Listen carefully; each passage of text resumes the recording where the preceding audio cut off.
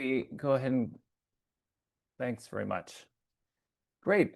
So on behalf of Lawrence Berkeley Lab, the National Association of Regulatory Utility Commissioners, NARUC, and the National Association of State Energy Officials, NASIO, I'd like to welcome you to today's virtual resilience training on grid resilience for extreme cold and ice storms with a regional focus on the Midwest. My name is Miles Collins with Berkeley Lab, and I would like to acknowledge and thank the U.S. Department of Energy's Grid Deployment Office, which funds this effort. Today's agenda, we'll start with a review of a recent Berkeley Lab study called Bridging the Gap on Data, Metrics, and Analyses for Grid Resilience to Weather Events. That will be for about 15 minutes, and then we'll jump into our first panel, which will be on state resilience planning for extreme cold and ice storms. We have three fantastic panelists today, and Kirsten Verkles with NASIO will be moderating that panel. Our second panel will be utility subject matter experts. So it will review utility resilience plans and projects, and the moderator will be Haileo Quinn from NARUC, and then we'll wrap up. So it's a total of 2 hours. Each panel discussion will include Q&A, and you can enter your questions in the Q&A box at any time. The slides are posted in the link on the slides are posted. Once I stop talking here, I will post the link to the website in the chat. So just some quick housekeeping. This is set up as a Zoom meeting, so if you could add your affiliation to your Zoom name, that would be fantastic. Please mute yourself when you're not speaking. You can use the Zoom Q&A feature to ask questions during the meeting. When we open the meeting for Q&A, please raise your hand to get the floor if you'd like to ask your question live, and we'll be recording and posting the session to share with the public. And then finally, a few other resources I would just like to highlight. So we will have another resilience planning webinar training.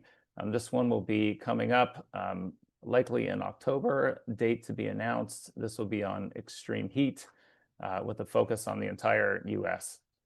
Slides and video recordings from previous trainings are available on our website.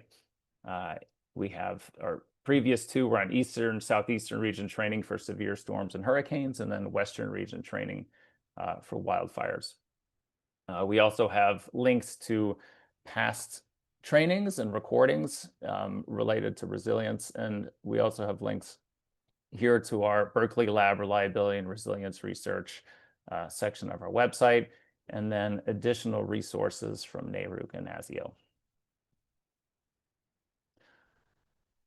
So with that, I'll move along to the first presentation. So in this segment, I'll be giving a brief overview of a recent Berkeley Lab report that we published in January on data, metrics, and analyses related to grid resilience to weather events. And I'll also give a brief overview of a recent NARUC report that presents a resilience framework that state energy officials and PUCs can utilize. The U.S. Department of Energy's Grid Deployment Office provided funding for these studies. So the aim of the Berkeley Lab study was to help bridge the gap between the data, metrics, and analyses that utilities use and the information that they provide to regulators, state energy offices, and other stakeholders that engage in grid resilience planning. In so doing, it can help state regulators identify, describe, request, and use utility data and analyses to inform their decisions on utility resilience plans and cost recovery requests for investments. And also help stakeholders understand why certain information is needed and what information the utility can provide. In the report and throughout this presentation, we use the definition of resilience in the light blue box, which reads the ability to prepare for and adapt to changing conditions and withstand and recover rapidly from disruptions. Our research team reviewed resilience planning requirements for 15 states and 1 city. These requirements direct utilities to develop plans to address certain hazards. We reviewed the utility resilience plans themselves, about 4 dozen of them, to assess the data, metrics, and analyses that they provided to regulators and stakeholders. These plans had a variety of names, in some cases reflecting the specific types of hazards they address, such as storm prevention plans in Florida and wildfire mitigation plans in Western states. Other plans covered multiple extreme weather threats. And some resilience plans are incorporated into broader planning filings, such as distribution system plans. We reviewed academic literature and reports from industry working groups, and then finally conducted interviews with Public Utility Commission staff, state energy offices, and subject matter experts at utilities to look for common challenges and identify emerging best practices. The literature contains a number of resilience planning frameworks that utilities can leverage in their planning processes. The frameworks vary in content and nomenclature, but they generally include an assessment of hazard risk or vulnerability, and also an evaluation of potential mitigation measures, including a prioritization process or selection method for the measures based on the results of the vulnerability or risk assessment and the expected cost and effectiveness of mitigation measures. The figure here shows the overarching categories used in this study. It's not prescriptive, but it's used to organize the data, metrics, and analyses in the utility resilience plans. The vulnerability category is at the top of the figure. It's a stakeholder-informed process that identifies communities, infrastructure, facilities, and processes that are vulnerable to specific hazards and prioritizes these vulnerabilities that are most important to mitigate based on the likelihood of occurrence and potential impacts. Hazard exposure on the left comprises data on weather hazards and the exposure of the utility's assets or operations, and ultimately its customers to these hazards. Attribute metrics describe the extent to which assets have been hardened or mitigation measures have been implemented, and thus whether the electric system and its customers are sensitive to damage from a particular hazard. And then performance metrics characterize the impacts of mitigation measures on system performance, often through a reduction in the negative consequences of hazard events. The vulnerability assessment category in this diagram spans across the three categories below it, as the information in these three categories aligns with and can inform the different steps of the assessments. The last category on the right, the evaluation prioritization analyses, cover methodologies that utilities employ to assess and prioritize measures for implementation. So this slide shows the 15 states with requirements for filing resilience plans. These include the four most populous states, so California, Texas, Florida, and New York. The requirements apply to over 47 million utility customers, or 135 million people, which is roughly 40% of the population. The states may require that resilience plans address particular hazards and that the plans include one or more of the components of the framework listed on the previous slide. So here, the green states are those where the requirements have been identified and plans have been filed and reviewed. In the blue state, Connecticut, the state requirements have been identified, but the utility plans have not been filed yet in completion. And then in purple, Louisiana, the state requirements are underway, although the city I mentioned was noted in green there. That's New Orleans. Vulnerability assessments typically aim to evaluate the susceptibility of systems, communities, assets, and processes to potential harm from identified hazards. So we're looking at assets.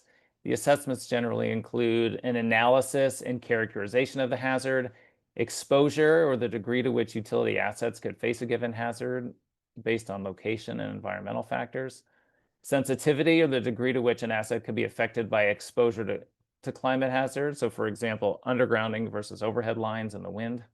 And then finally, there's the potential consequences of the event, or what's the estimated magnitude of the negative outcomes. These assessments also look more broadly to take community sensitivity and adaptive capacity into account. Adaptive capacity refers to the ability of systems, institutions, and people to adjust to potential damage, to take advantage of opportunities, or to respond to consequences. So for example, access to transportation to get from somewhere without power to somewhere with power. The greater the adaptive capacity, the less the vulnerability. So just to give an example from the utility resilience plans, this slide summarizes how Rochester Gas and Electric and NYSEG determine the vulnerability ratings using a rating rubric for sensitivity and consequence on the left. They then determine the vulnerability rating for an asset hazard combination for infrastructure exposed to climate hazards. So the figure on the right summarizes the vulnerability ratings for 4 transmission asset areas. In this case, RG&E and NICEAG prioritized wind and ice as high vulnerabilities, particularly for line structures and overhead conductors. So moving along to keep addressing each of these areas very briefly, moving to hazard exposure, this category covers data related to the hazards and to the level and nature of the exposure to that hazard. So we see the types of data in the utility plans that generally fall into the 4 subcategories here. We have hazard data variables. So this could be temperature extremes, precipitation, 1 in 10 or 100-year wind speeds. There's future hazard scenarios, which are downscaled global climate models of what temperature, precipitation, and other weather patterns may be in the future.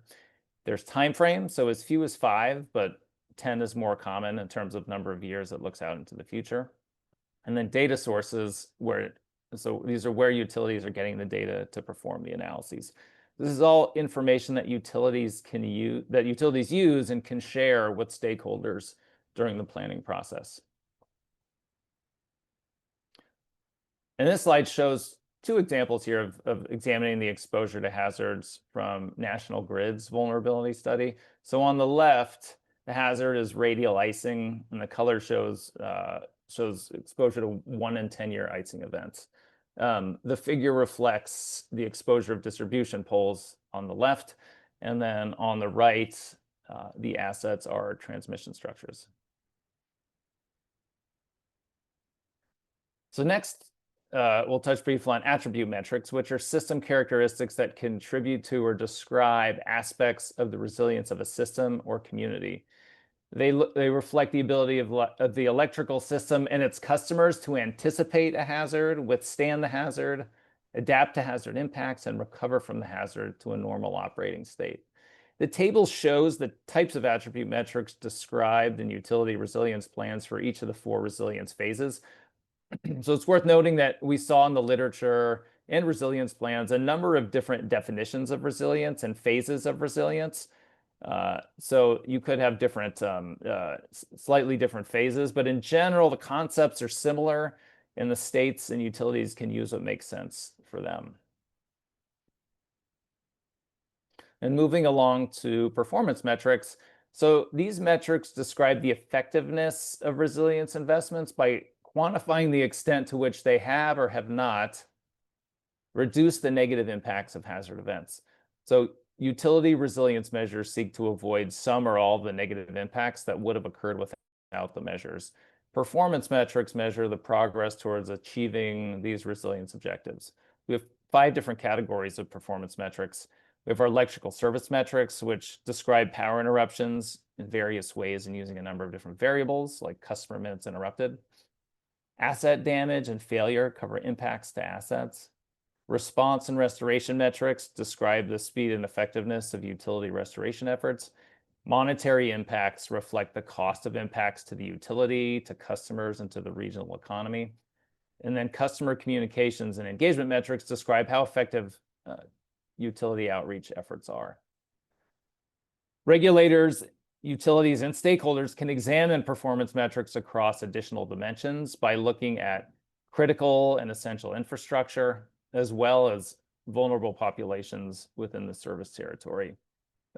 Vulnerable populations would be the elderly or people with life support systems, disabilities, or other medical needs, and low-income and rural populations that require special attention in electric resilience planning due to their unique challenges during and after power outages.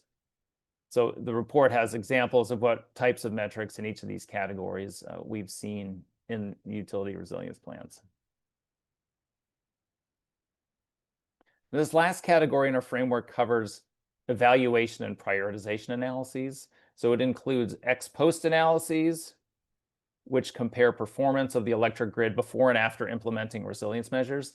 In an ideal ex post analysis, researchers would be able to control for various factors like weather that could impact system performance in order to isolate the impact of the mitigation measure. That can prove to be challenging for severe weather events, but we see more and more utilities trying to do it. Ex ante analyses are forward-looking and estimate what the impacts would be from implementing mitigation measures. They often leverage information learned in ex post analyses to predict future performance. And then prioritization analyses include various methods for determining which measures to implement and how to prioritize them within the budget constraint. So this slide shows the emerging best practices identified in the study, and I'm not going to go into too much detail here, but one key theme that we saw was to be able to collect practices for collecting and measuring impacts of investments with as much granularity and consistency as possible to enhance understanding of vulnerable populations, critical facilities, outage causes and extents, and the nature of uncertainty that's associated with the resilience events. There's also, as I mentioned, a greater effort to conduct regular systematic ex post analyses to determine the effectiveness of investments. But I want to highlight here another recently published resource that's available to help state utility regulators and energy offices identify and address resilience efforts in their jurisdictions.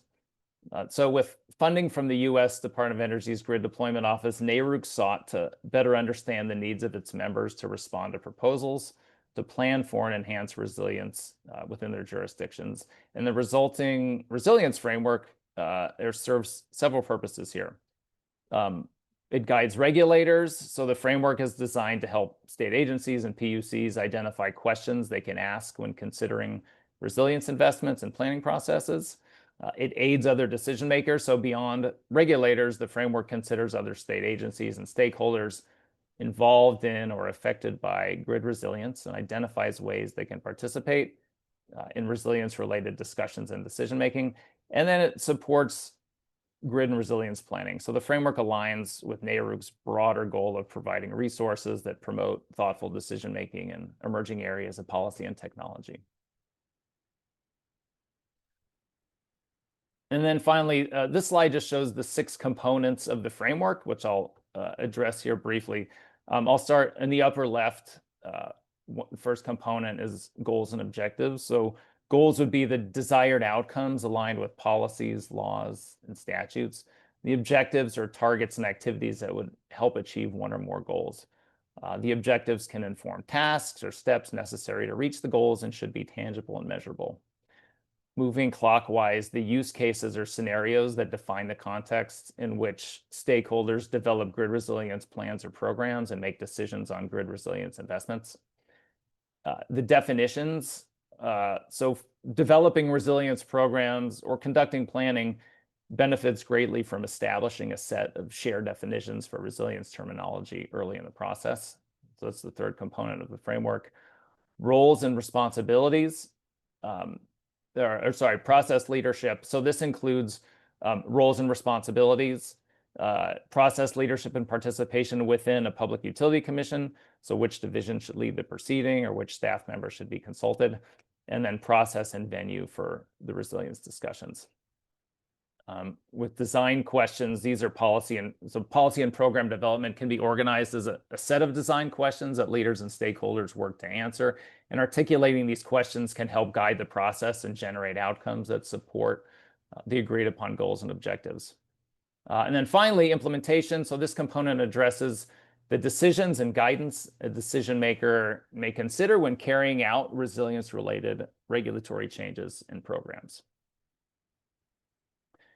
If you have any questions about the Berkeley Lab study, my contact information is here. Please feel free to send me an email. I now am going to, this concludes my segment here. I am going to ask our state panelists to come off of mute and come on camera. And I am going to stop sharing my screen, and I'm going to hand this over to Kirsten Verkles, who's a Senior Managing Director at the National Association of State Energy Officials, NASIO, and Kirsten will be moderating our panel today. So Kirsten, I will stop sharing my screen and turn it over to you. Thanks very much. Great. Thank you so much, Miles. Can you hear me okay? Okay, perfect. So thank you. I'm really excited to moderate this panel with our state speakers, state experts. So we have Barbara Conti from the Minnesota Department of Commerce. We have Carrie Heinrich from the Public Service Commission of Wisconsin and Commissioner Christy Fegan with the South Dakota Public Utilities Commission. Welcome to this panel. Thank you so much for joining us today. And the way we'll go about this, each of you will have about 5 minutes, just give some opening remarks about how resilience is handled in your state, kind of things you want to highlight. Then I will have some follow-up questions. So we'll have sort of a conversation between the four of us. And then I invite the audience to just submit questions in the chat while they're listening to us. And then at the end, we'll get to those questions. So with that, I will turn it over to Barbara to get us started. Thank you, Kirsten.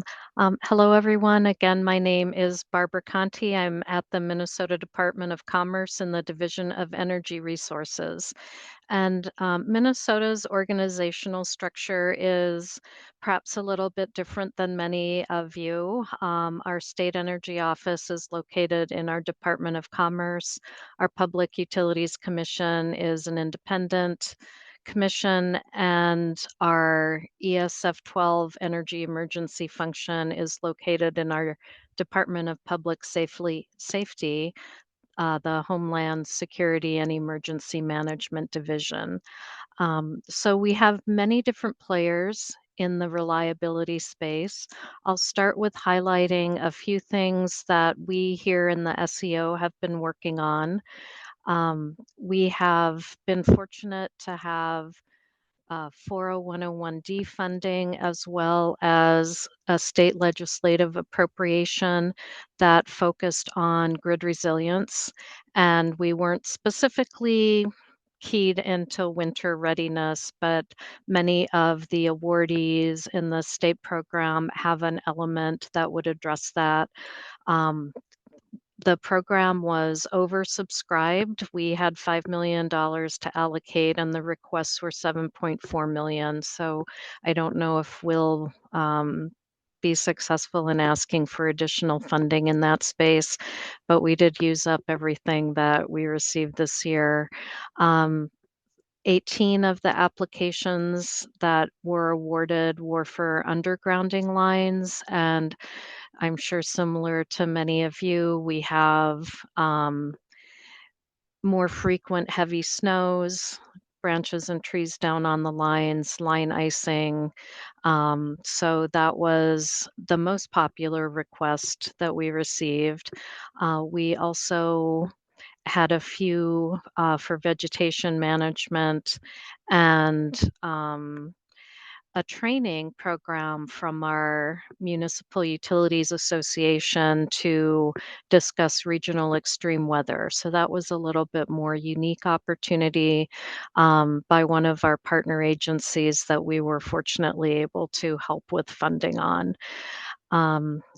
Within SEO, the group that I'm in is relatively new as an entity. Our functions had been scattered around in different units before, so we've been working on building relationships with our partner agencies. As our own unit, my colleague Chris Watkins, who's on this call, has been leading the development from our side of a utility public-private partnership, and reliability has been a big aspect of that conversation. We've been focused a little bit more on wildfires the past couple months. If you heard about the fires in northern Minnesota, the Camp House complex, that was a large event for us and really drew attention to that issue as emerging in Minnesota. We also have some multi-agency and university efforts. We have a state climate action framework group, which is all the agency commissioners as the steering committee or climate subcabinet. And so that's looking at climate resilience throughout the enterprise for things that would work in the state. And I've been promoting the energy aspect of that in that group. Our University of Minnesota has a division called the Climate Adaptation Partnership, and one of the recent publications is a model that downscaled future climate impacts. So that's something we've been able to take advantage of with our state energy security plan risk assessment, and also the state hazard mitigation plan. So those are some things that are going on in Minnesota that I hope will be of interest, because there may be a little bit more unique. Our Public Utilities Commission, of course, does the IRPs and IDPs and has regularly scheduled readiness briefings from MISO, the MRO, and our IOUs. So I'm guessing that's probably pretty similar for others. So I'll leave it at that. Great, thank you so much, Barbara. And I'll definitely come back to, first of all, the organizational structure, which I know in Minnesota is very interesting, and then the climate kind of downscaling. I think that's also of interest to other states. But first of all, we'll go to Carrie from Wisconsin. Hi, everyone. I'm Carrie Heinrich with the Wisconsin State Energy Office. I'm the energy security lead within that office. Like Barbara, we're part of the SEO, the State Energy Office, but my office is part of the Office of Energy Innovation within the Public Service Commission of Wisconsin. It's part of a non-regulatory division within PSC, and we engage with stakeholders to advance resiliency through energy security planning, emergency response, providing information about energy use in the state, and supporting the deployment of technologies that reduce the likelihood and impact of energy emergencies. We use research collected and lessons learned from emergency planning to support mitigation efforts and ensure system reliability through engagement. On the regulatory side of PSC of Wisconsin, ensuring reliability spans all of their functions, from oversight of utilities to investigations into resource adequacy. So first and foremost, our commissioners review projects assessing resiliency as part of the oversight of rates, tariffs, and construction activities. In that function, Commission also addresses some pilot resilience projects when those applications are filed by regulated utilities. And another example of PSC's planning work is in its preparation of a biennial strategic energy assessment. It evaluates Wisconsin's current and future electric supply, including source, reliability, costs, and adequacy. Within the SEO, though, my office leads the development of the energy security plan and supports other emergency response plans that are developed by Wisconsin Emergency Management. Next, our commission staff analyze resource adequacy data provided by utilities and the Mid-Continent Independent System Operator, or MISO, on an annual basis, to review whether our utilities plan to have enough adequacy to meet resource adequacy requirements set forth by MISO. We maintain contact with electric and gas industry owners and operators in order to perform regulatory duties, but also for situational awareness during real-time outages. So additionally, my office maintains contact with the petroleum industry in a coordination role with Wisconsin Emergency Management in order to respond to supply concerns. And SEOs, and I see a few others on this call within the Midwest, are coordinating with industry partners and each other, among other state agencies. And we share information with our counterparts in order to understand if we're having supply concerns that are regional or local in nature. So our deep involvement in all of those sort of security planning and situation monitoring and resource adequacy and capacity aspects are really instrumental in ensuring resilience against all natural and man-made hazards, but particularly severe weather. I can say, severe winter storms are certainly a very big deal in Wisconsin, but my fellow panelists are actually have higher risks and frequency of even colder and more severe winter weather than Wisconsin. So they're a hardy stock. Thanks. Thank you so much, Carrie. And yes, I will definitely come back to you on the sort of regional coordination that you all have set up, which I think is really helpful and interesting. But first, Commissioner Fegan, looking forward to hearing from you. Well, greetings from South Dakota. South Dakota is currently playing, the Little League is playing on ESPN right now, and they're playing North Dakota to represent the Midwest, hopefully at the Little League World Series. So that started at noon today. South Dakota is very unique. We are just a unique state. We're smaller. And so our staff is a whole 26 plus 3 commissioners. So that's 29. And that's with grain and pipeline safety and all of that. I've had the privilege of being a commissioner for 14 years as of tomorrow at noon. I was first appointed by the governor because there was a vacancy, and then I've had to run for a statewide election in 2012, 18, and 24. And also it's my wedding anniversary tomorrow, 39 years. So here we go. So it's, we're very unique because South Dakota is in MISO. So we have 4 investor-owned utilities in MISO. We have 1 investor-owned utility plus our public power plus our rural electric in Southwest Power Pool. And that's the one that I am the South Dakota vote for is SPP. Also, we'll be joining SPP West, and we'll have a utility over there joining in April of 26. And then we have an investor-owned utility becoming more involved with CAISO and their EDAM in the future. So we're a very small state with a very small staff and have a lot of RTOs to watch, or markets to watch. So February 15th and 16th rocked my world. And it was in 2021. I think it rocked a lot of our worlds when Storm Erie happened. And why did it rock my world? Because I happen to be the chairman of the Regional States Committee of Southwest Power Pool. And the commissioners are represented on RSC, and we're responsible for resource adequacy. It is our authority. And so it certainly rocked my world. As you remember, Storm Erie was all the way from the Pacific to the East Coast, but it was below zero in the SPP footprint. If you could see the SPP footprint and see where it was below zero, North Dakota, South Dakota, Kansas, Oklahoma, the North Port of Texas, Louisiana, Arkansas, Mississippi, Iowa, all those places. Minnesota, we were all below zero. There was a tiny place in New Mexico that wasn't. And so that really impacted us. I am currently the chairman of RIO, which we're developing resource adequacy policies for our footprint.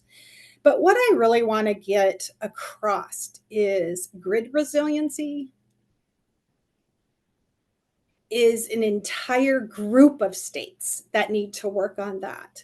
Because during Storm Erie, South Dakota and North Dakota and Minnesota, we were performing. Our energy and our electricity and our generation was working, but our family in the South wasn't. And it was because of winterization.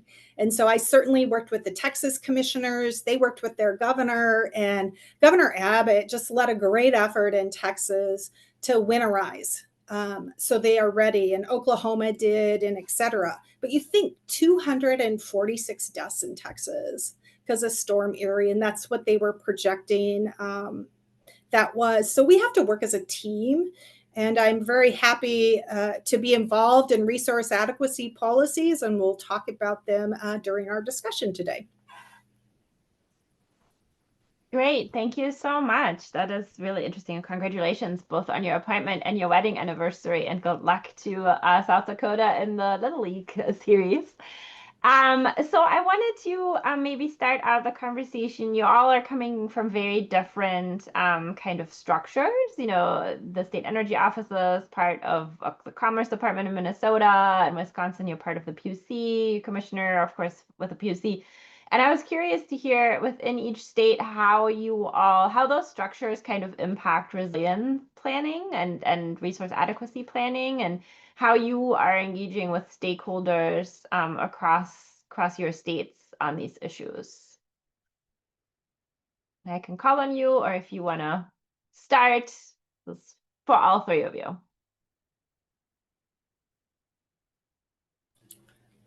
You know, I can certainly talk about resource adequacy, and we are different than Minnesota. The commission here does not have authority to look at integrated resource plans, but do I look at them and do we have presentations on them? Absolutely.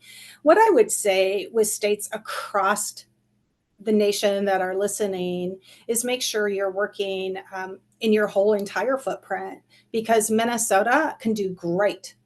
But if the rest of the MISO region is not doing well, they get to shed load. So we have to make sure that we have policies in our regional transmission organizations that protect us. And I'll never forget, we did a LOLE study, a loss of load expectations study after Storm Erie, and we put Storm Erie in that loss of load in SPP.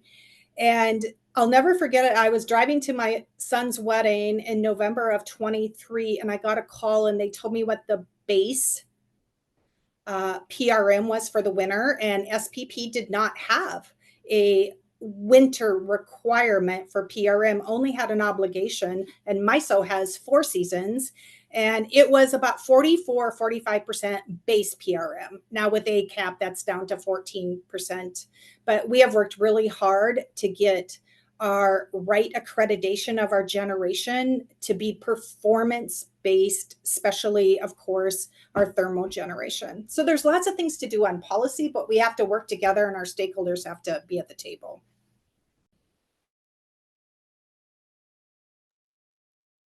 Barbara, Carrie, do you want to? Sure. So like building off of that, our commission currently has a docket open. It's 5 EI 161 to investigate resource adequacy planning activities by our utilities. And we review them in context of today's grid. We're currently reviewing the responses to a June data request following the scoping and commission discussion from November of last year. So the results of that investigation will help us in decision making for utilities and their future investments to mitigate against extreme cold, among other concerns. But yeah, just building off of Commissioner Fegan, increased interregional transmission planning certainly will help mitigate against severe winter weather. As there are more and more connections with other regions that could increase the opportunity for importing electricity. So while we've experienced, those big winter storm, Uri, Elliott, Heather, MISO advised that as those systems were moving west to east, it was common for bidirectional flows of electricity to occur across the eastern interconnection in order to maintain reliability during those storms. So we're definitely working together in that aspect. But other investments, in terms of planning for investments, we really rely on utilities to make sure that things are staying reliable on the grid. And the activity closest to my work within the state is a formula funded grid resilience program, which Barbara mentioned. It's one of our awarded utilities is also contributing to this webinar a little bit later. So the commission set out to use the funding in our first round to see, what do utilities really need to bring forward your resiliency projects as you see on your systems. And in that first round, we awarded $8.5 million to 19 projects, and they were all small utilities, 12 electric co-ops and 4 municipal utilities. They're really going to set the stage for deeper analysis of resilience-focused projects in the future. So. Great. So I can chime in a little bit with having multiple players. Sometimes making sure that everyone is working off the same information base can be a challenge. We are improving our coordination. Some of the IOUs are proactively sending email updates to a distribution list that includes the state energy team. I completely agree that the coordination both within state borders and between states is very important. Minnesota is working on the Joint Interconnection Queue grant project that we were awarded that includes 7 states and multiple utilities to improve transmission capability across the seams between MISO and SPP. So that should definitely benefit the transmission capabilities in severe weather events.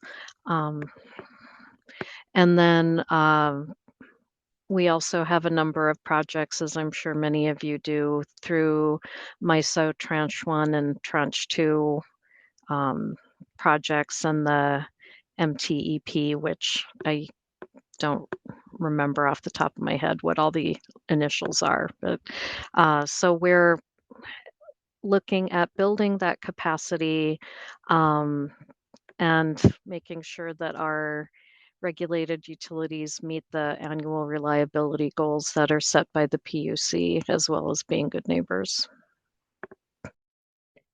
Great. That actually touches on another question I had. And if people have other questions, feel free to put them in the chat and we'll get to them in a minute. But, we talked a lot about metrics and what kind of metrics utilities use in order to assess reliability and resilience. And I was curious if you could talk about each of your states where you see sort of some of the metrics that are being used, where some of the challenges still remain, because I know that especially under 4101D, that's been a bit of a challenge to kind of differentiate between reliability and resilience metrics, and in particular kind of metrics that are being used for extreme cold and ice storms.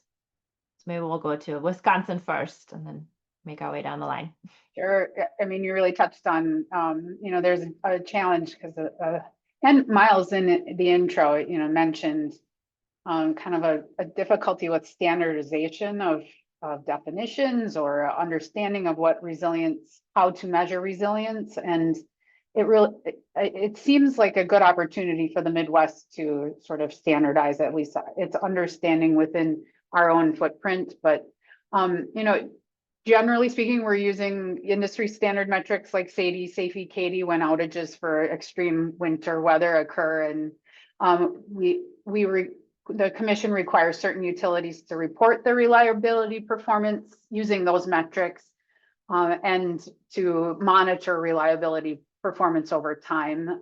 Utilities that aren't subject to commission reporting are also typically reporting that information to EIA. So it's a nice standard baseline to understand outage information or trends. And I also mentioned MISO sets forth resource adequacy requirements to ensure capacity in its region. And Miles also mentioned an example of a 1-in-year ice event for National Grid. So MISO uses that 1 day in 10 years metric, whether there's enough capacity planned to avoid the probability of a one loss of load event over 10 years. So while not every emergency event is a loss of load event, every loss of load event would be an emergency. And we wouldn't be able to deliver generation to load customers. So, for the grid program, DOE actually, included a number of resilience type impact metrics that we referenced as ways applicants could use to justify their projects. In the absence of that clearly defined metric, it really helps, and the commission found it reasonable to use those at a minimum and to establish that baseline. We also asked just outright in order to compare apples to apples, can you give us SAIDI, SAIFI, CAIDI data and against the number of customers in your service area? Not everyone is reporting that or tracking that, but if it was available, we wanted to try to compare across projects. But DOE will soon have a really exceptional opportunity to assess the impact of those grid resilience measures, be baseline or really sophisticated grid enhancement technologies funded through the program, and whether they are truly contributing to resiliency. So, I won't go into heating shortage measurement at this point. It's kind of outside of the scope at this point, but let others chime in. Thanks, Barbara. Yes, in addition to the standard metrics that Kari mentioned, or Carrie, sorry, our PUC sets its annual reliability goals for the IOUs as a benchmark against the IEEE reliability data.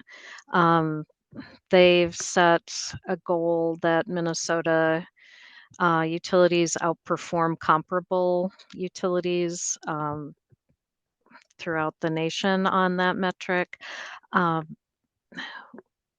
We have many municipal and cooperative utilities, and so as they're not required reporters, the level of data we obtain from them is pretty variable.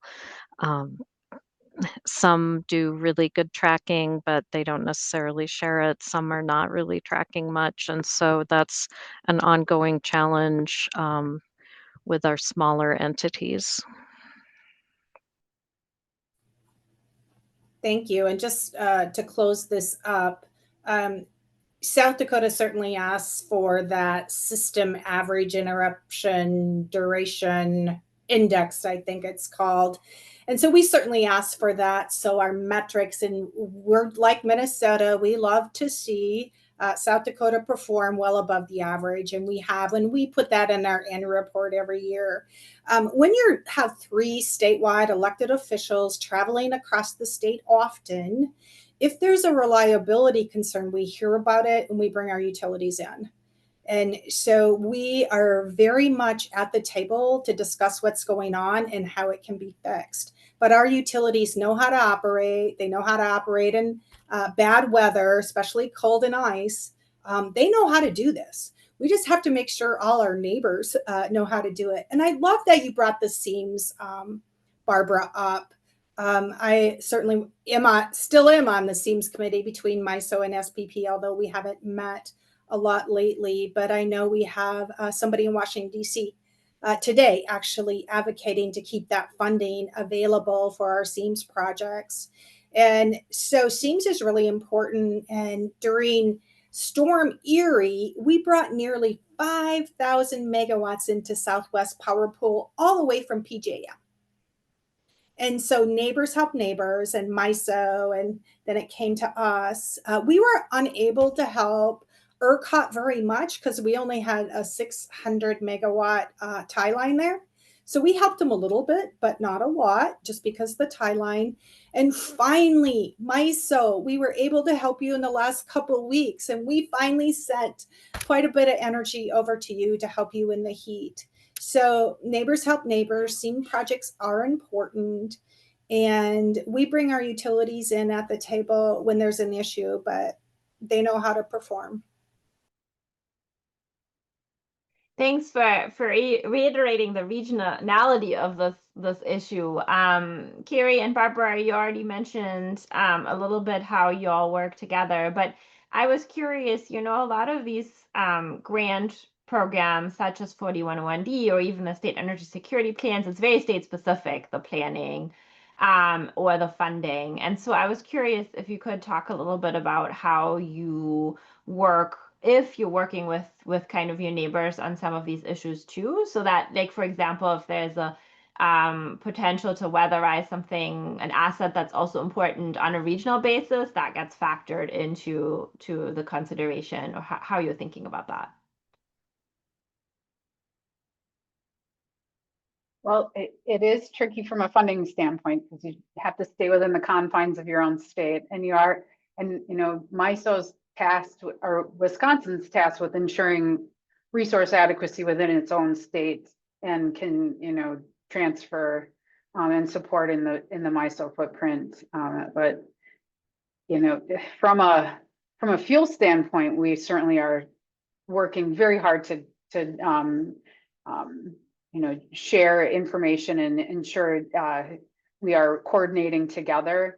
And certainly the communications aspect is happening, but in terms of resource adequacy, I can't really speak to ensuring beyond our own footprint. But yes, there's the Midwest has a petroleum shortage response collaborative that is deeply involved with ensuring we are addressing fuel shortages during specific weather events. And extreme cold is always at the forefront of monitoring fuel usage and needs.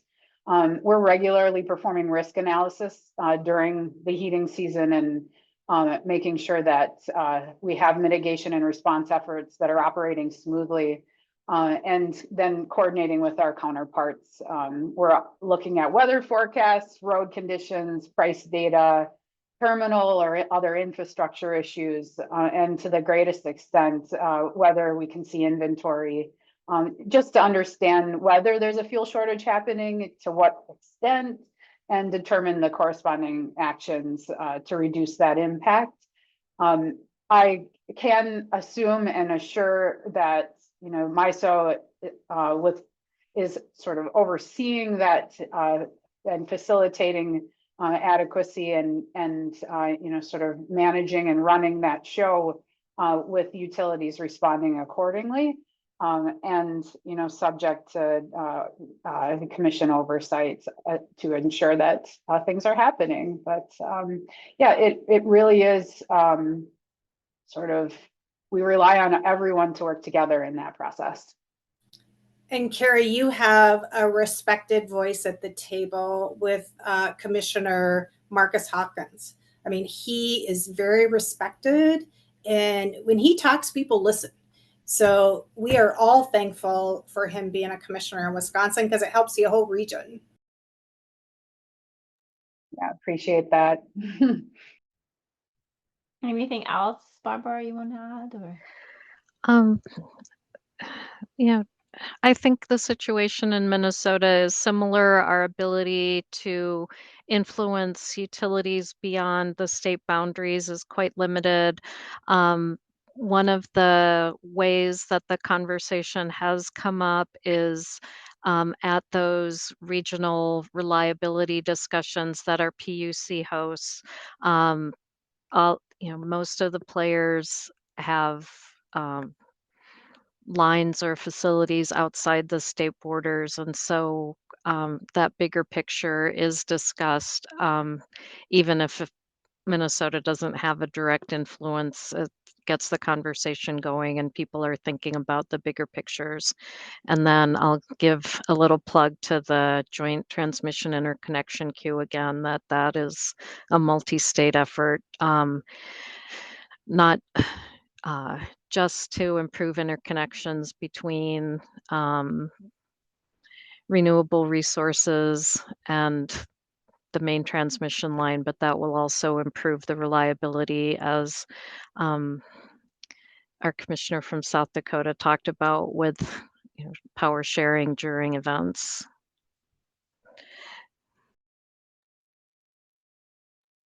Great. I have one question or a couple of questions in the chat from the audience about distributed generation and sort of the role that solar and storage, behind the meter batteries, wind resources can play. And we've seen, as somebody pointed out in the chat, in a few markets or regions now, how some of these distributed energy resources can really play a huge role in events, weather events or other outage events. And so I was curious, in each of your states, how the role of distributed generation is seen in terms of reliability and resilience. Yeah, we've definitely seen several of our utilities and distribution co-ops using distributed resources quite effectively. Great River Energy and Dakota Electric, who are both cooperatives, have made a big push within their service territories to manage loads that way. I would like to see that more systematic rather than entity by entity. Maybe not on distributed resources, but storage in general. We just got back, Southwest Power Pool just got back our performance-based accreditation and our ELCC from FERC about 10 days ago, or maybe 2 weeks ago now, that we've been waiting for like 14 or 18 months. And we had solar in there and how we were going to accreditate that. Now we're working on demand response. And so I know this is different, but demand response is a resource that we have to figure that out with, especially with our large loads. And that could be a conversation on its own. So I won't go down that rabbit trail today. Yeah, I'll second that. As far as I know, we have an investigative docket open on distributed, demand response. And I can just say, distributed generation is definitely one piece of the capacity. It's every little bit is going to count over these next few years and decades. We're really seeing some increased vulnerabilities on our system and increased load. So it's just another way to mitigate against impact. And what would be nice is behind the meter, if our operators, our grid operators can see that behind the meter, but as you know, that's hidden from them right now. And we have to figure out how to work together and have the grid operator see that as a resource. Yeah, certainly. And then also the remuneration of behind the meter resources and how we can make sure that they're there and availability and resilience events. Maybe one kind of final question for each of you to wrap it up. But Barbara, you alluded to kind of some of the work that you've been doing on assessing risk from a changing climate or more extreme weather and how important it is sort of to downscale that and localize it. I was wondering if you could talk a little bit more about that and what you've seen and where maybe some of the challenges still lie. Right. Well, local impacts have, been a big question, and I'm so grateful for the capacity of the Climate Adaptation Partnership to take on that modeling task. They've taken the model down to 2.5 kilometer squares within the state, so it's quite granular. They've looked at near-term and long-term changes in temperature, rain, in storm intensity projections. And so we've been able to take those maps and say, okay, if you're planning a project, what are the counties that are most prone to icing on the lines or high wind events, and can prioritize based on that. I can put a link to the information in the chat, but again, the last round of the state hazard mitigation plan, which was approved in 2024, and our risk assessment process internally to the SEO really benefited from those data. Yes, please share the link. I think that would be fabulous. Thank you. And Carrie, maybe you could touch a little bit about on sort of you all mentioned the state energy security plans and 4101D and how you kind of thinking about when you do the risk assessment within the SESP, how that influences maybe some of the funding on the 4101D side. Sure. Your first Barbara's study sounds super interesting, and to get into that granular data and really help support prioritizing funding and understanding where our vulnerabilities lie. In 40101D funding, we asked applicants to review FEMA's risk risk assessment criteria, really present why their projects were of the greatest importance for the state and within their own service territories. And so, it is hard to get into granular data or to have data available to us at our disposal to assess risk. But the lessons learned from exercising response plans can really bring forward some of those sort of gap analysis or identifying areas that could really use some mitigation funding. And the example I love sharing the most is our refueling readiness program. So that came out of an exercise where it was a severe long-term power outage, trying to figure out how and where fueling stations could actually provide fuel, assuming they had fuel, can't get it out of the tanks. So, this program supports wiring fueling stations and bulk petroleum storage facilities so that they can, quickly connect to a generator during a long-term power outage. So we've awarded in this last round over 100 or nearly 150,000 for 13 projects. And since 2015, over 500,000 projects to various county highway shops and bulk storage facilities throughout the state. It's really helped in, sort of planning for fuel emergencies as it relates to power outages. Those sorts of, figuring out where the gaps lie within your state and how to address things so that impacts aren't so severe during those major outages. Great, thank you. Yes, and I think that is such a fabulous project, and I love it. And we have to have you on a webinar so that you can detail it a little bit more specifically. But Commissioner Fegan, maybe one last kind of question for you. So if you had sort of a magic wand and you could make regional coordination happen, what is maybe the most important, or what could you see the region tackle right off the bat with minimal effort, or what would you like to see specifically?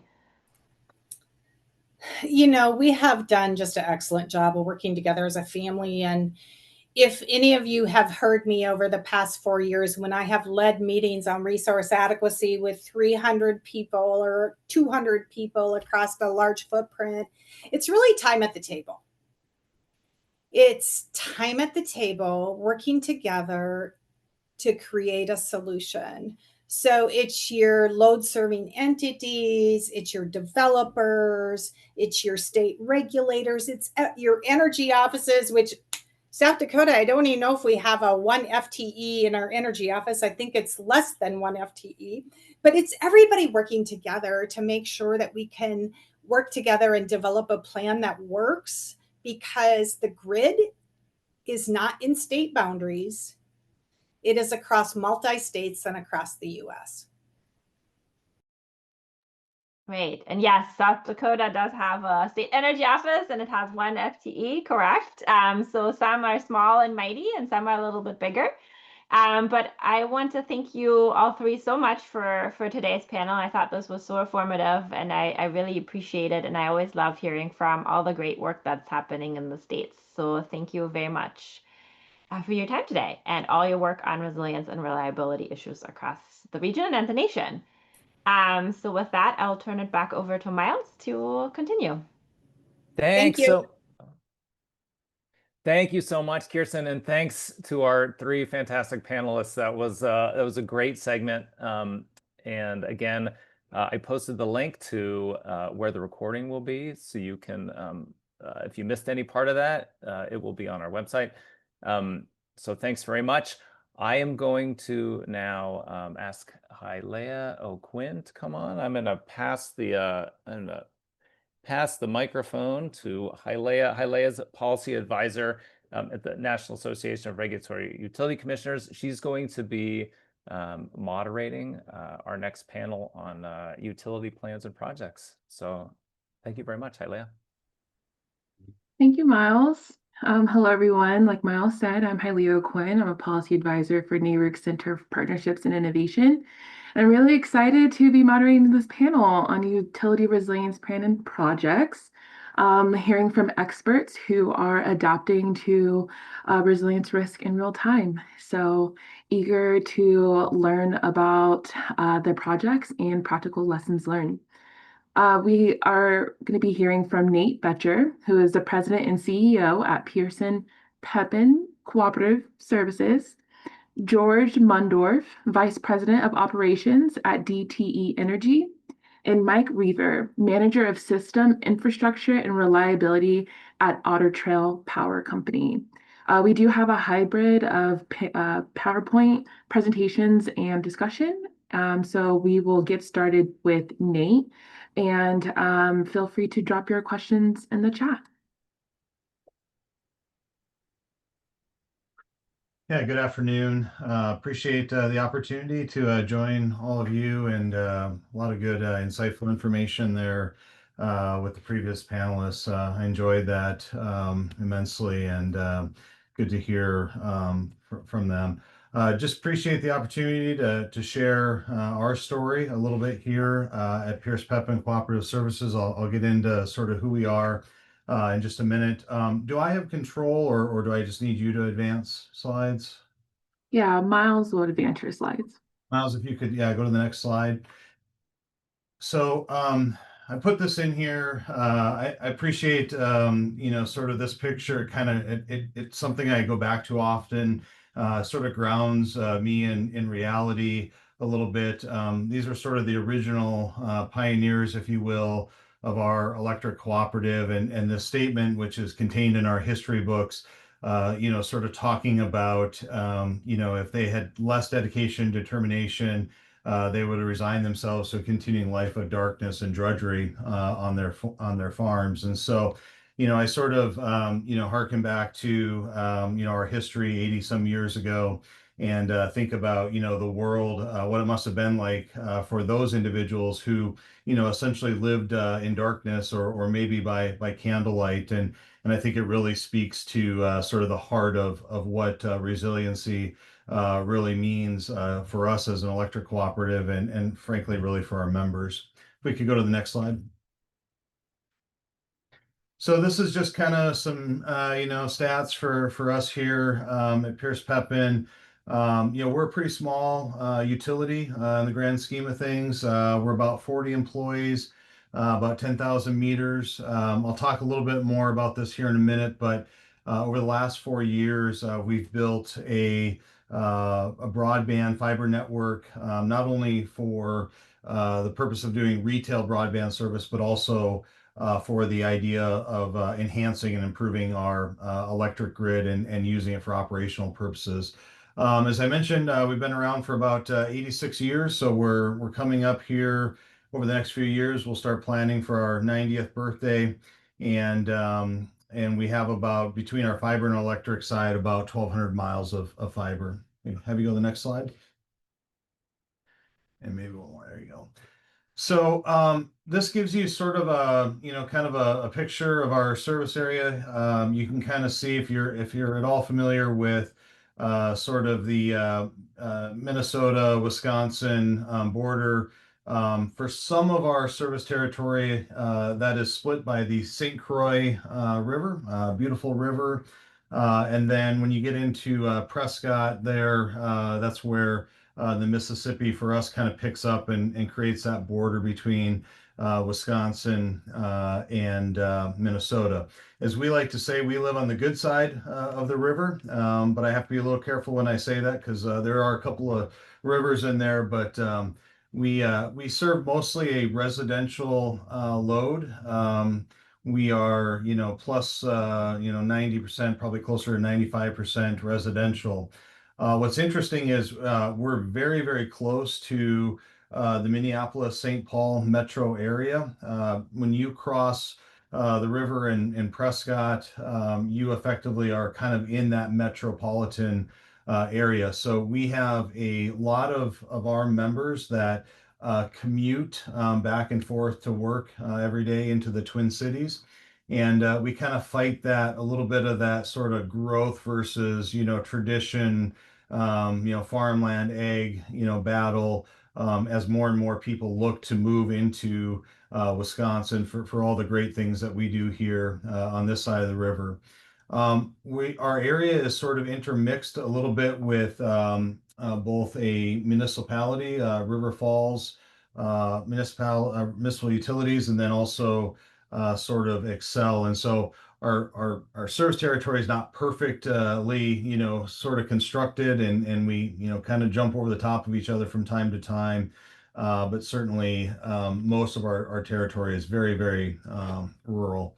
I'll talk a little bit more about the weather impacts here in a minute. And then, as many electric cooperatives and all utilities, frankly, we have a lot of ongoing discussion relative to power supply, the balance of renewables, with traditional baseload power. And so we are a member of Dairyland Power Cooperative in the MISO market, and we're a lot of our discussions with them and internally here are about sort of the migration away from some of the traditional baseload resources into more renewable. So it's an interesting discussion. Like many other utilities for our members, it's a kind of can be a polarizing discussion.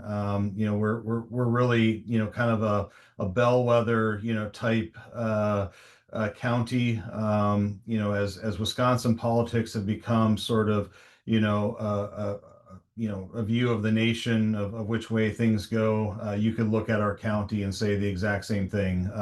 So it's a really interesting dynamic market that we're in here in Western Wisconsin. Go to the next slide, please. So this is kind of our slide that helps us kind of give us the light at the end of the tunnel. I won't go through all of these. I will just tell you that I'm very fortunate to have a board of directors that is very forward and proactive thinking. They give us a lot of latitude to sort of investigate, look at new technologies, look at how we can improve our grid. And we do this all under a banner, which is, making sure that we help our members live better. And so, some of the things that we've taken on relative to, building out a fiber network, the projects that we're involved with under the Wisconsin Grid Resiliency Program is very much centered around how do we improve the lives of our members? How do we allow them to live better? If you go to the next slide. I've used this, graphic. It's a little dated, I think it was produced about 7 years ago. But it kind of gives you sort of a view of how we look at the world. We very much, think about these things in terms of the decisions that we make, the decisions and where we think power supply is going, where we think our members will want to go. We have a growing amount of members that generate their own electricity. Many of those members are highly engaged. They understand energy markets, really, really well. Some of them have come from the industry, so they get that as well. And so we kind of keep this, front and center for us, just to keep our eye on, the future and thinking about, as that dynamics of customers change and our members change and their requests and their wants, we also have to think about what that impact is to us from a distribution utility and frankly, the impact to our reliability overall. If I could go to the next slide. So we're working, as I mentioned before, with the Wisconsin Grid Resilience Grant Program.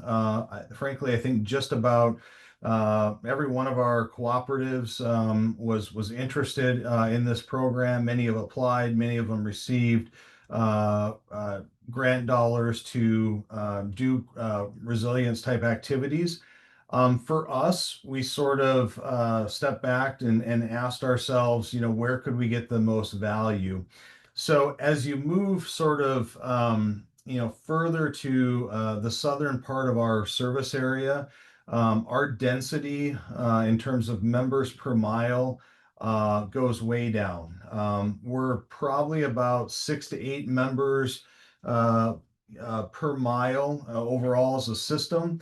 But as we go further south, that number drops to about 3 to 4 locations, members per mile. So these are some of the most remote and hardest places to get in our service area. They also happen to be in some of our more heavily wooded, forested areas. And even though we do a lot of tree trimming and right-of-way maintenance type programs, when this line, much of this line was constructed, 50, 60, 70 years ago, it kind of went up and over the hill and down through the woods and around the corner.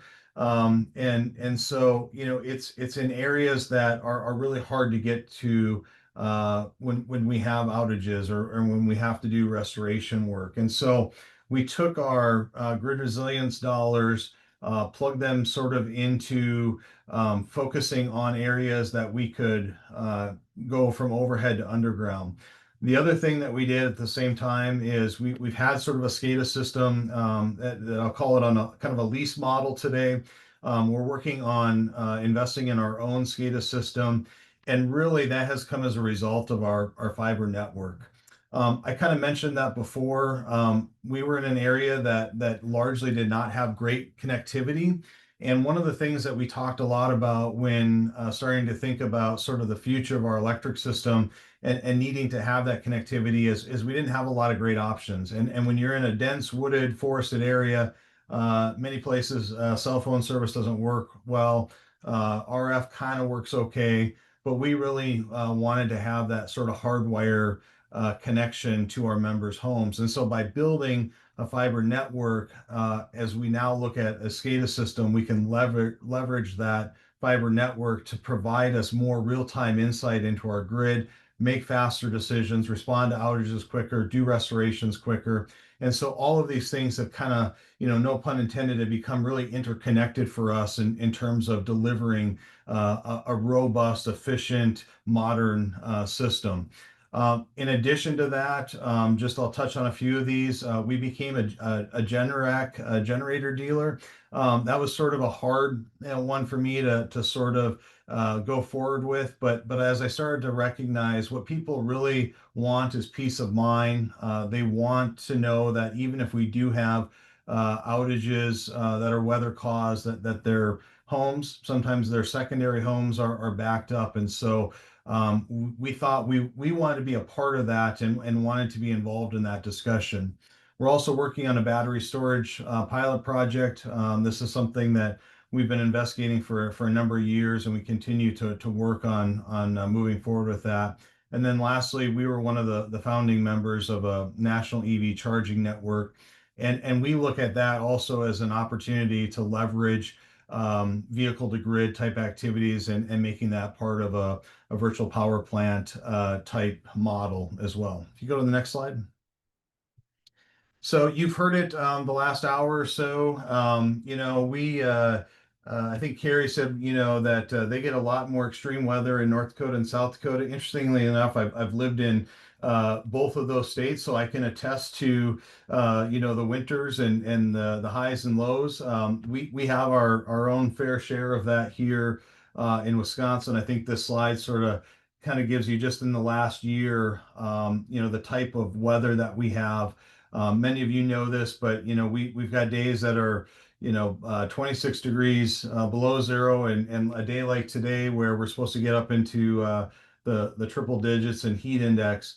And so we really have to think about that and plan around that. And today's a great day, right? So a good example of today where we're actually shifting load, doing load reduction activities because of the type of weather that we're experiencing. The other thing that I would tell you is, I started in this position about 6 years ago.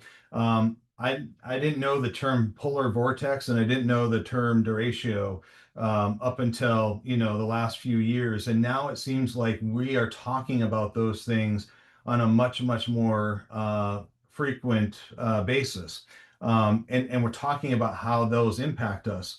The other thing is, we are starting to see especially more in those transitional seasons, February, March, April, where the impact of winter storms for us are much greater.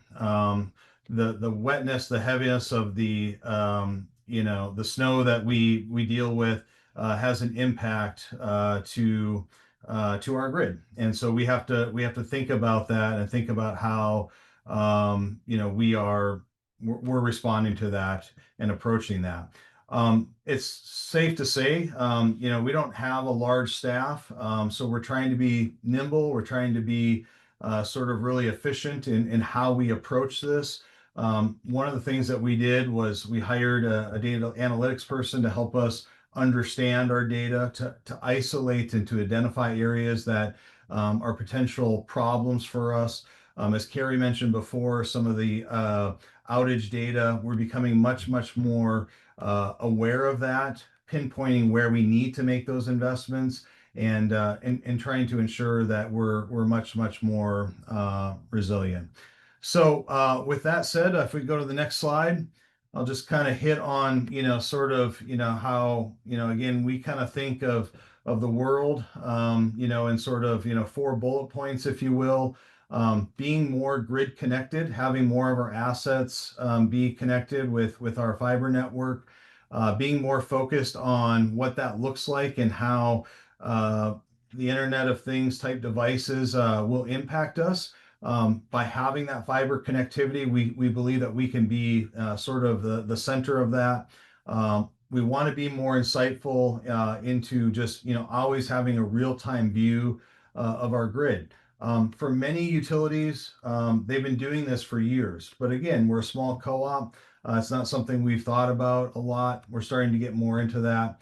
And then also we want to be looking at how we build a transactional grid. Our members recognize that there is value in their solar systems that they put on their roofs or they build out in their fields, and they're asking us to incorporate that into our future, and to provide them value for what they're doing to help us reduce our capacity on the market. And so when we think about a transactional grid, we think of it as really being more of a two-way discussion with our members and certainly with our power supplier. So with that, I just got one more slide, something that we sort of live by, which is, to be transformational, to, help us really, if we go to the next slide, use connectivity to help us live better. So thanks for the time. Appreciate it. And I look forward to the questions. Thank you, Nate. Yes, there are a couple of questions and we'll save those for after all presentations. So up next is George. And George, I believe you don't have any slides, so we'll just let you take it away from here. I'll just be conversational here, and I'm going to be very operational focused. So my name is George Mundorf. I'm the Vice President of Distribution Operations at DTE Energy. It's just starting with a little background on DTE Energy. Our electric company serves 2.3 million customers in Southeast Michigan and Michigan's Thumb region. We also have a gas utility that serves about 1.3 million customers, primarily in West and Northern Michigan. We also have a large renewable portfolio, 20 wind parks, 32 solar parks, enough to generate clean power for more than 835,000 homes. So on any given day, our customers experience reliable power, but with more extreme weather events, there's certainly a storm anxiety for us, and I'm heavily involved in that as the leader of the operations side. So this is particularly true during winter events, where obviously lack of heat can not only cause a lot of damage, but it can be extremely dangerous for people, and which we have talked about a lot over the last hour plus. But last March, the northern part of our state experienced a crippling ice storm. I think a half an inch to 3/4 inch of ice-coated trees and wires. I think two power providers there lost nearly all of their customers were without power. And to put this level of destruction in perspective, and it was a lot of destruction, by mid-April, 15% of one of them still didn't have power. So that was a long time in the winter to go without power. So winter storms are really, really tough. DT, we had our own version of that in Southeast Michigan in February of 2023 when power was disrupted to about 622,000 of our customers. And while we restored quickly 72% of our customers, I think within 48 hours, it was difficult for those who remained out of power for past that 2-day mark, especially. So following that storm, DT put a lot of focus in improving our storm processes. And typically we experience a lot more wind-related storms than ice storms. So we focused in on being able to respond, especially to the windstorms, but also to the ice storms. But we created a 48-hour storm restoration target for us. So our goal is to attempt to restore every customer within 48 hours. So that required us to grow our emergency preparation and response organization. And in doing so, we implemented a regional incident command structure to help us spread out a lot of the operational responsibility closer to where the work is. And that's especially important in an ice storm where you get a lot of damage in some areas. More robust storm training across all our functions, really trying to activate all nearly 10,000 employees. So all the employees in our firm are not impacted the same based on their operational roles. So being able to activate more of them helps us be quicker. Also in how we engage our contract partners, not just those that regularly work with us, but those from other states, how we bring them on, how we roster them, get them ready to work, dispatch them, and then monitor their progress. That can be one of the most challenging things in continuing to restore customers is when you bring on resources to help work on your system that don't normally do that.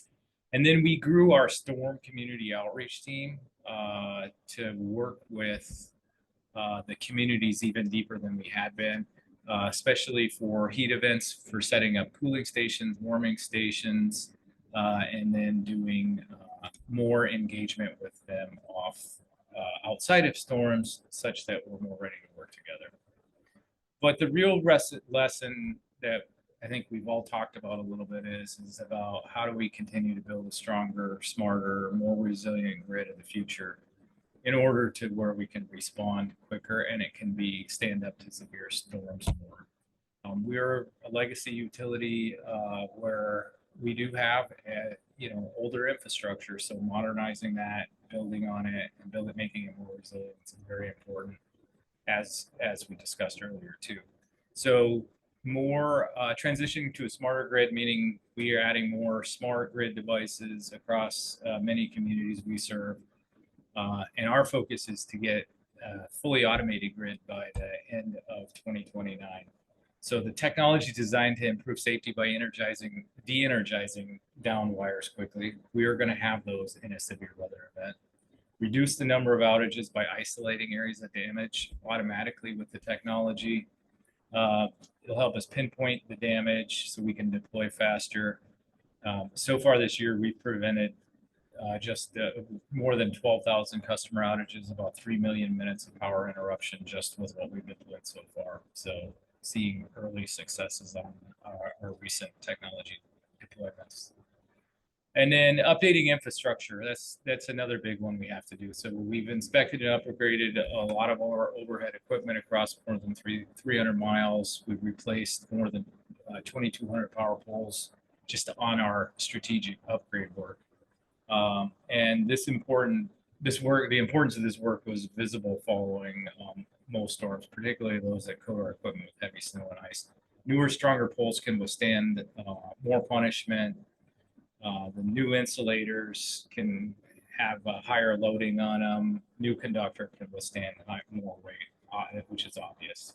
So following the storms, our crews often see, a line of poles, the newer poles still standing in the same line, while the older poles not. So just continued investment is really important to stand up to Mother Nature. And then rebuilding significant portions of the grid, not just making it resilient and updating it, but rebuilding it. So when we rebuild a portion of grid, the work is extensive. We We build new substations, install new poles, new cables, new pole top equipment, along with many other upgrades in the area. And in that area, that is almost like a 90% improvement over our older, more legacy infrastructure. So in a severe weather event for us. But last but certainly not least, trimming trees. The big challenge for our grid is trees coming into contact with our equipment, and whether it be an ice storm, a windstorm, a snowstorm. That accounts for half of the time our customers are without power. And at no time is it more true than when we're covered with heavy ice or snow. So at the end of this year, we'll have trimmed every single mile of our wires and equipment within the last 5 years. And we have plans to keep that trimmed so they don't encroach in our equipment anymore. So those four areas are how we're working to rebuild a smarter and stronger grid of the future. So this work hopefully will help us deliver our commitment of 30% fewer outages and an outage duration time cut in half by the end of 2029. So I know our customers and customers throughout our country expect a reliable and affordable and clean energy. So no matter the weather. So thank you. Well, thank you, George, for your concise presentation, and it seems very effective solutions. Eager to ask a couple of follow-up questions later. And Mike, I think you are our last presentation. All right, fantastic. Quick mic check. Can you give me a thumbs up? I can hear you loud and clear. All right, very good. Well, I'll try to bring us home in this Friday afternoon. Appreciate the discussion. I'll try to cover things that maybe hadn't came up yet, because there definitely is a lot of overlap with things that both Nate and George were saying, as well as some of the commission staff too. So I work for Otter Tail. My name is Mike Reaver. I manage our system infrastructure and reliability group, which is a lot of our engineering team. And ironically today, been at work since about 4 this morning. We're going through some storm restoration today. So it's not necessarily ice storm, but definitely pertinent and relative to the discussion. A little background on who we are on the next slide. Otter Tail serves 3 different states. You can see there on the slide, around 132,000 customers. And if you look at the average community population, what that really highlights is we serve a very rural territory. We are an investor-owned utilities, but we're a second smallest IOU in the nation. So we cover a lot of miles over a very large service territory.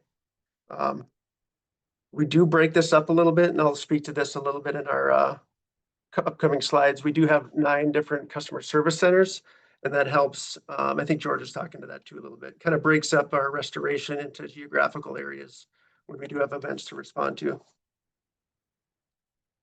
So on the front end, I thought I would just cover, I manage our T&D engineering group. So on the next slide, just some of the engineering and design considerations that we give to resilience, specifically for winter weather.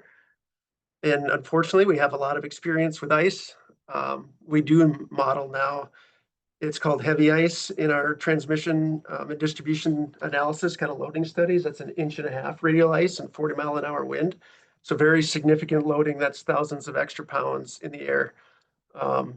And when those start to bounce, it creates a lot of issues. Recently, we've also seen when that ice sheds off of conductors, the other conductors end up bouncing up as they kind of shed the ice. So we do some modeling there as well. So our newer designs incorporate that as well. We also handle a lot of things like storm structures to prevent cascading, and then a handful of different things related to just conductor spacing, as well as one being twisted pair. And I'll speak to that a little bit more on some future slides too. And then maybe last thing, just you can kind of see it on this slide. The very top is OPGW on both of these. It's a little thinner wire. We have found and increased the strength of OPGW to help that be more resilient through our winter storms as well.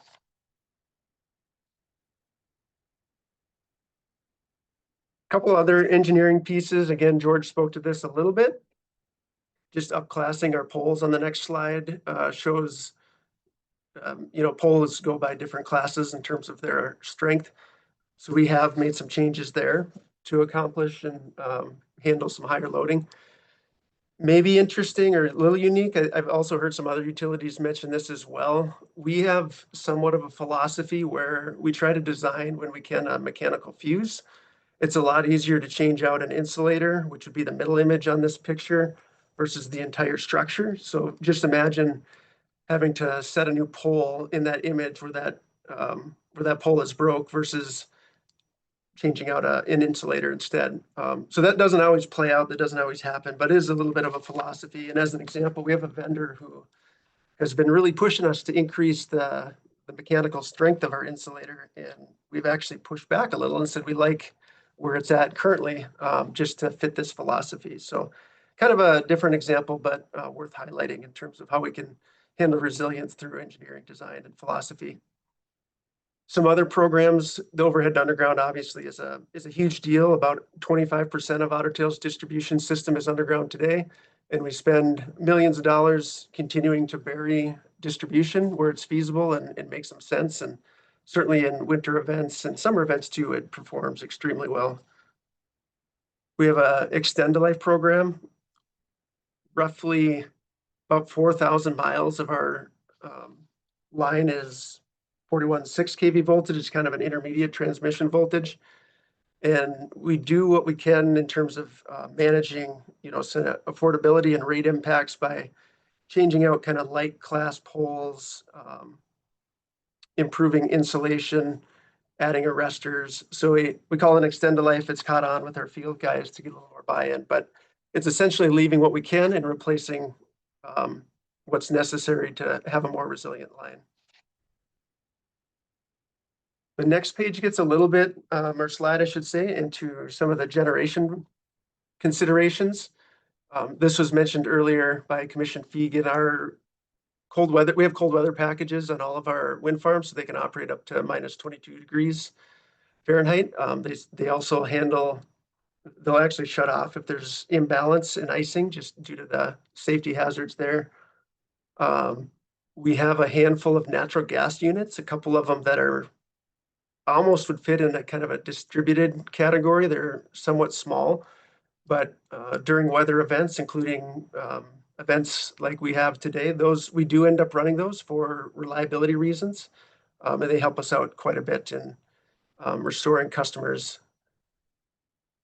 This was mentioned earlier too, in terms of load flexibility. Otter Tail's had controllable load since like the 1970s with time clocks on water heaters. So we're very proud of our history with controllable load. And right now, about 25% of our total demand, or 250 megawatts, is load that we can control. And certainly that provides a lot of flexibility during times when it's needed. Some other pieces, again, that were highlighted, the IRP, or Integrated Resource Plan, and then MISO's recently changed to a seasonal capacity construct. So I won't cover that in too many details, but all these things, I guess, help create a more resilient grid as well. And Miles, if it's possible, there's this was a video, it was too large to kind of send over in the PowerPoint, but this is just a quick video that one of our field guys took. What happens when lines get ice on them. You can see the line on the left is not bouncing around. And then as this pans to the right, you can see this line is actually bouncing up and down, which happens with just a little bit of ice and some wind, which that's a lot of mechanical stress. And the difference between those two lines is some different conductor orientation. And so just a little bit of a, showing in practice that some of our conductor designs have played out well in ice events. The last few slides, I thought I would just cover a little bit on the recovery side. Otter Tail has, again, unfortunately, I guess, a lot of experience with ice. Some of our biggest events in the last handful of years have all been related to ice events, kind of in the change of seasons, mostly in the spring. But really our response to ice events also plays in and is useful in our summer events too. So I plan to cover just a little bit of response as a whole in some of the most recent storms that we have had. The pole counts, to just kind of give a rough magnitude, on average, we'll replace as a utility about 2,000 poles a year. So anytime we're replacing 1,000 poles, that's an extremely significant amount of poles due to a weather event. Again, George spoke to on the next slide just ICS, but that's a huge way for us to be able to ensure we have the right people and the right communication channels in place. Things that we learn quite a bit in our lessons learned discussion is the value of information and making sure that the information is in the proper places. So there's actually things like situational lieutenant called out in these structures, things all the way down to logistics from meals, hotel rooms, things like that. So those all get kind of defined and really help our entire organization respond more efficiently when we have larger events. We've done quite a bit of scenario testing and planning. There's a large event called GridX. I'm sure many of the utilities have heard of the event. There's about 15,000 participants in the last event, which was November of 2023. And we'll have another event here that we'll participate in again in November of 2025. Next slide gets into mutual aid and just our relationships with our peer groups. And there's a handful called out on this slide, but really it gets to being able to call for help for both equipment, labor, material, and just having the different geographic diversities has played out very well in past storms. Similarly, on the next slide, it talks a little bit about our supply chain in our relationships with vendors. Earlier, I mentioned we have 9 different customer service kind of geographical areas to help with restoration. Within those, there's small, or even smaller yet, I should say, warehouse buildings. So we have, materials spread out across 54 local sites in our 70,000 square miles, which really helps, at least with that initial quick response. And then we rely on some of our vendor relationships when inventories get depleted locally.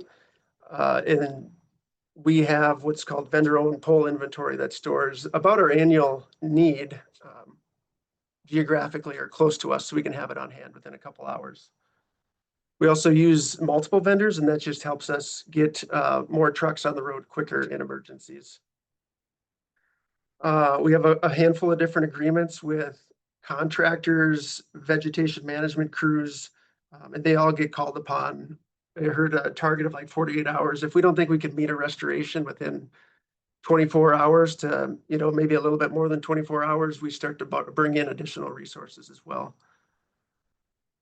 The last piece here, just on supply chain, we do kind of an annual periodic review of where our critical assets are and what our on-hand supply is, just so that we're able to respond when there are weather events, whether it be ice or summer. I should say too, most of the pictures you're seeing on these slides were from December of 2023, right around Christmas time, actually, ice events. So you can see just the extreme weight of ice almost moving that conductor in the middle picture all the way to the ground. Next slide highlights a little bit of emergency management collaboration between state, county, and city. These relationships we're continuing to build and grow, but essentially they're able to help us with restoration and get permits and work through just the necessary requirements during restoration more quickly. They also have a little bit, they'll set up information sharing so that everybody can be in the loop and understanding where different restoration efforts are at, including prioritization. Though in general, as a utility, I think Commissioner Fegan said it, it was great to hear, just we have it in control, and we know we've handled these events before, so we have a good handle on where our critical customers are, what should come on first. But it's nice to kind of get that validation in those touch points with our county and city representatives as well.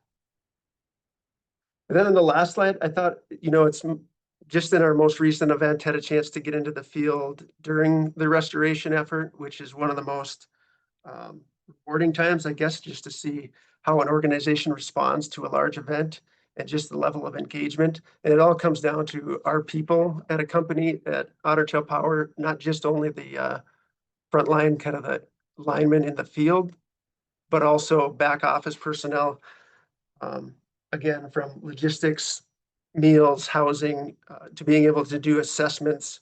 We had people in some roles that, are normally not in the field, but offering to help, hey, can I go assess or do whatever. So it's, I guess it just be really rewarding and exciting to see the Otter Tail's culture and people respond to those events. So I think, Miles, that kind of rounds out the slides and material I got in the slide deck, but I think now we can turn it back over and go to the Q&A. Yeah, well, thank you, Mike, for your presentation, and thank you all for your participation today and shedding some light on your activities regarding resilience and some of your projects, whether existing or proposed. So I have a couple of questions, and then we can go to the chat. But my first question is for Nate. I'm very curious to get an understanding of your stakeholder engagement strategies, especially with your community. You mentioned that your service area is very rural, and I'm just wondering if you can talk about how you engage with your customers to either, talk about some of the grid resilience projects that you're deploying or just, gain continued support for them. Yeah, appreciate the question. I think first off, I would say, it's the benefit of being a member cooperative. When you're owned by your customers, you certainly listen to what they have to say. Our 9 directors that are part of our board are all members and customers of the cooperative. So that's a big part of it. We share a lot of our plans on an annual basis with our members. We also have several other, sort of outreach events. In October, we'll do an event here at our office for Cooperative Month. Oftentimes, we're talking about the work, the projects that we're doing during those. Interestingly enough, when I got here, we talked a lot about doing sort of, roundtables and creating some committees. And then, of course, COVID hit, and that kind of put a large end to a lot of that. But that's something that we've also talked about too in the future of, trying to go out and have sort of, a committee. So, as example, we've talked about having a distributed energy resource committee made up of our members, help them give us impact of the things that they're doing, we're doing. So yeah, I mean, that's the benefit of, like I said, of being a cooperative. You get that feedback from your members often, but we're certainly looking at other things that we can do as well. That's insightful. Thank you. My question for George is that you explained about 4 areas and 4 approaches that you are taking for your grid resilience approaches. And I was just wondering, with your continued investments, how are you balancing affordability for your customers and also having the continued support for the projects? Yeah, affordability is really important. So how can we best efficiently deploy capital that has the most impact for the largest part of our grid is really important. And that's why it's kind of balanced across the four pillars of the smarter grid, the updating the infrastructure, so making it more resilient, rebuilding, and tree trimming. I think if we had unlimited resources and unlimited funds and didn't have to worry about affordability, maybe we just rebuild it all, really solid. But that would take time and a lot of time, and it wouldn't be the most efficient way. So I think we're trying to take a very balanced approach, but with significant investment. That investment has to come. Yeah, well, working with NARUC members, affordability is the highest priority. So it always piques my interest when we're talking about grid resilience and how we're implementing, affordability into the conversation. When you were presenting, you did have a question in the chat regarding new poles. And I think there was just some question on some elaboration on that. So I think either Mike or Nate also mentioned this, is in a lot of cases we're upclassing poles. So for example, taking where we would normally install a class 3, or even on our legacy system that was installed a long time ago, you even have smaller poles than class 3 poles, but upgrading to class 3 or higher poles is certainly one part of it. But we also install composite poles, steel poles, and concrete poles, but they all have their own unique places and where they perform better. But we try to make the most efficient use of the resources and get the right class or type of pole in place. But we have definitely gone past just wood poles. But still, wood poles are a big part of continuing to rebuild too. There are places for them. Thank you for that clarification. And my last direct question is to you, Mike. You were talking about engineering design and philosophy, and you touched on your conductor design. So I was just really curious to know how this approach contributes to your overall resilience strategy. And it seems like it's yielded some positive results for you. So just kind of want to know your process or your thought strategy around your engineering design and philosophy section. Yeah, I think the conductor design itself has evolved over time and from experience, certainly and then working with our vendors and, kind of presenting the problem or the issue of galloping lines. Actually, our friends to the north as well in Canada deal with the same issue quite frequently, so a lot of peer collaboration. But in terms of where it fits in our overall strategy, certainly it's on the being able to withstand ice events. And as you noted, it does create there's some stringing kind of construction challenges or kind of uniquenesses that our field crews have had to learn and adapt to, because it's just a little different to work with. But yes, we have certainly seen the results, like in that one video where conductor design spacing can make a big difference in performance during ice events. So hopefully that answered the question. Yes. There are two questions in the chat, and we'll just open it up for anyone. What is your opinion about the value of microgrids as one of the solutions in a resilience environment? I can kick it off. Certainly, I think it is one of the tools, maybe that was mentioned earlier today as well. One of the things that came to mind during the earlier discussion with DGs and microgrids is there is a complexity component too, in having the right tools and information in front of our operators is even more critical the more complex the grid is. So I think there is a tool for microgrids, depending on the scale and how they're used. But it does come with some complexity. So, both have to kind of be worked out in tandem. I would second that. I think there's a place for them in perspective of like extreme weather events that we plan for here in Southeast Michigan. There's still infrastructure associated that has to be responded to. So it wouldn't necessarily fully change from a weather event. Remember, I'm a distribution company, specifically talking about the distribution operation side of it. So we still have to plan a response to infrastructure damage, even if it were deployed. But I do agree there's a place and use for it. It does create a complexity that needs to be addressed also though. Yeah. Nate, did you have any? Yeah, I would agree with the other panelists. We've actually looked at sort of copying a program that another cooperative did where they went into a brand new subdivision, created a microgrid. They worked with the developer. It was sort of sold, to the people that were going to be purchasing these houses as having, a highly resilient grid, a little bit of an uptick in, sort of the home cost, but knowing that they were going to be, always have power. We faced some struggles with the developers, trying to get them to really understand the concept and really buy into it.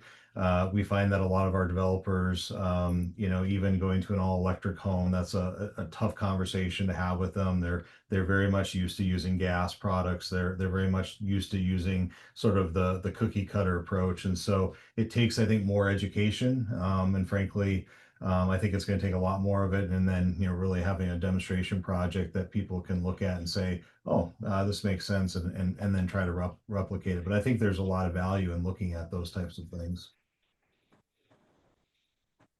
There's one more question about an alternative resilient solution. Has there been consideration for geothermal heat pumps or thermal energy networks to reduce demand on the grid? Yeah, I can say from our perspective, we do promote geothermal.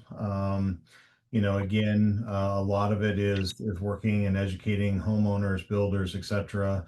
I will tell you, we have a very small data center on our line, and we've even sort of kicked around this idea of using some of that heat, for the output of the heat in the winter for doing things like using it with a greenhouse so that they can grow, crops in a greenhouse environment.